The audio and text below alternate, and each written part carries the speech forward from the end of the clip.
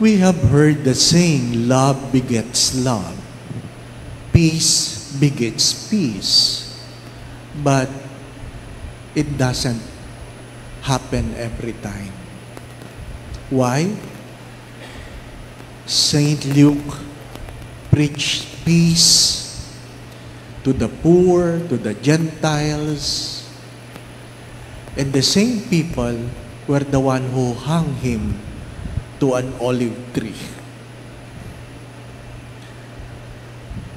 By the way, Saint Luke is the patron of physicians because he's a doctor, and he is also the patron saint of painter because he paints.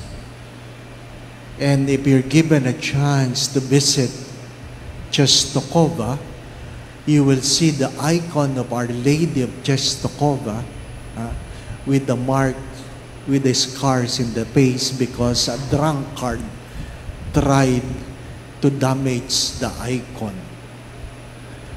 There was a time I was there on a pilgrimage, and a classmate of mine, a doctor, sent a message that if you can pray for me because I was diagnosed with cancer. And I said, maybe I am at the right place at the right time, and I interceded and asked the Lord through the intercession of Our Lady of Czestochowa to heal her. Lo and behold, after 2 months, I think, I got the same message. I got a message from her and said, I cannot understand what happened, but the latest test finds that I have no more cancer. Sabi niya, saan ba yung Our Lady of Czestochowa? Sabi, hindi, punta ka sa Czestochowa. Nandun, di po ba?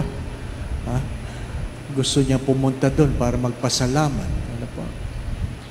But, are all prayers answered? No.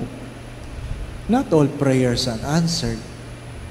But why do you pray if not all prayers are answered? Well, even though not all prayers are answered, it's not a reason for you not to pray. It's not a reason for you not to pray. I pray because I believe in the mercy of God.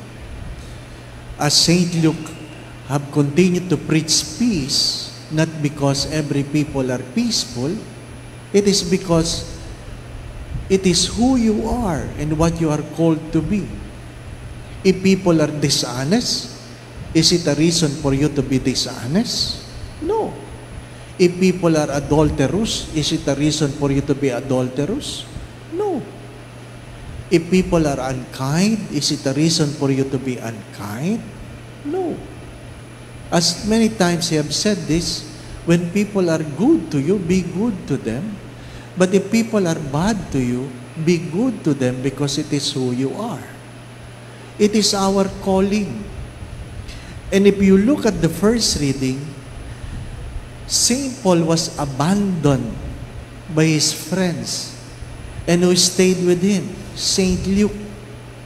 St. Luke stayed with him. Maganda yung meron kang kaibigan na hindi ka iniiwanan, hindi po ba? Ano?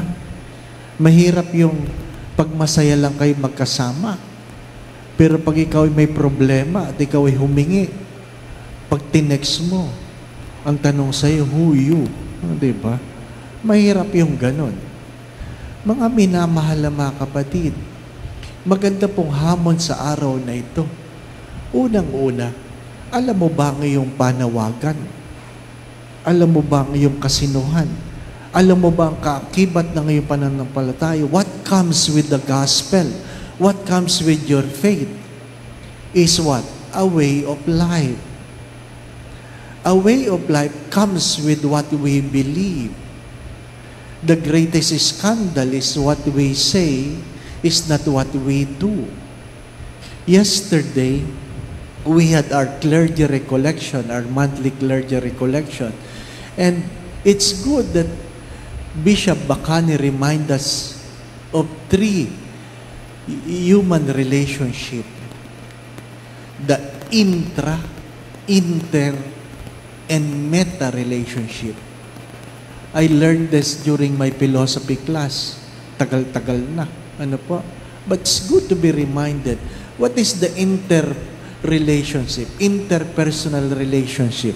It is our relationship with each other. You cannot, as St. Paul have said, you cannot say to God, I love you, if you cannot love the person beside you. If you cannot love the person you can see, how can you love the person you cannot see? That is interpersonal.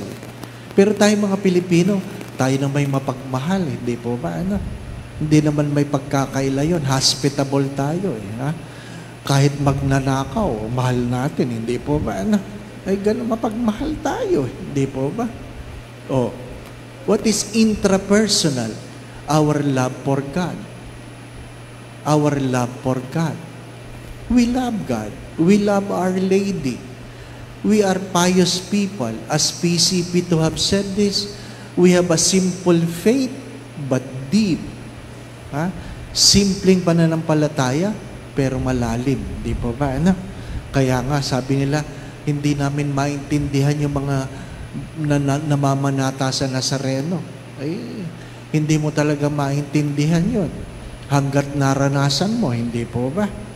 Sapagkat ang karanasan ay hindi pwedeng baliin ang pag-iisip. Hindi ko na may tatanggi na misang lumuhod ako dyan.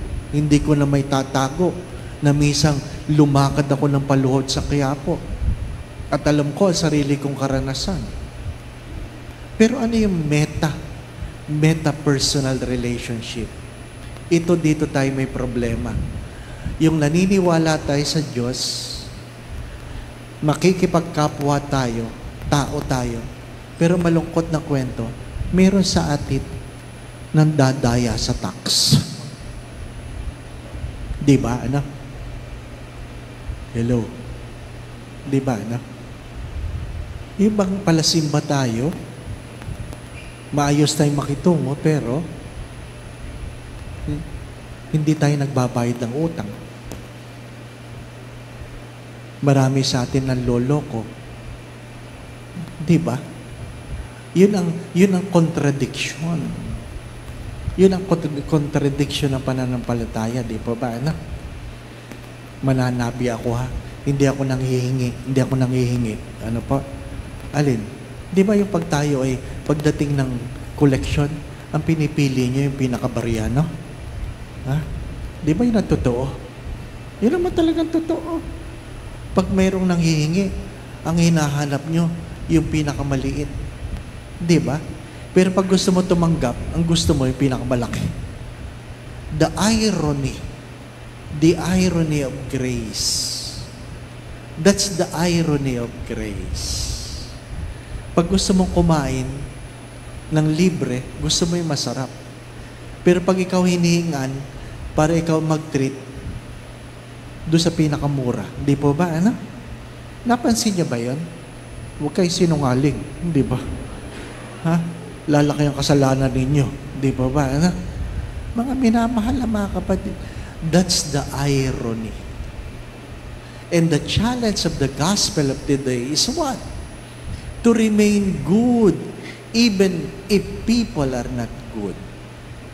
That's the challenge. To keep the peace, even the people you give peace is unpeaceful. That's the challenge.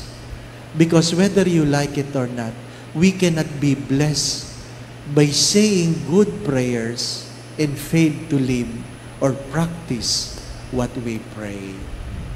Keep this in mind, my dear brothers and sisters, that prayer is not about grammar. Hello? Prayer is not about grammar.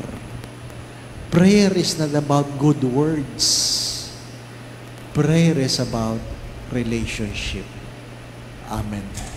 Perhaps you would ask, why does the icon of Our Lady of Czestochowa miraculous? And the priest, Father Simon, who is one of the priests in the place, said, the painting is not only made by Saint Luke, but the wood it was painted was from the table Jesus made. The wood, the tabletop, where the paint or the icon was painted, was the very table Jesus made. I do not know.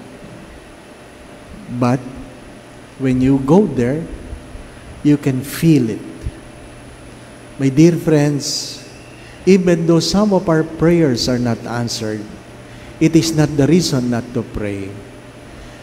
If some people do not reciprocate our love, it is not the reason not to love. If people will not reciprocate the peace we give, it is not the reason not to live and give peace. The Lord be with you. And with your spirit. And may Almighty God bless you and your family, the Father, the Son, and the Holy Spirit.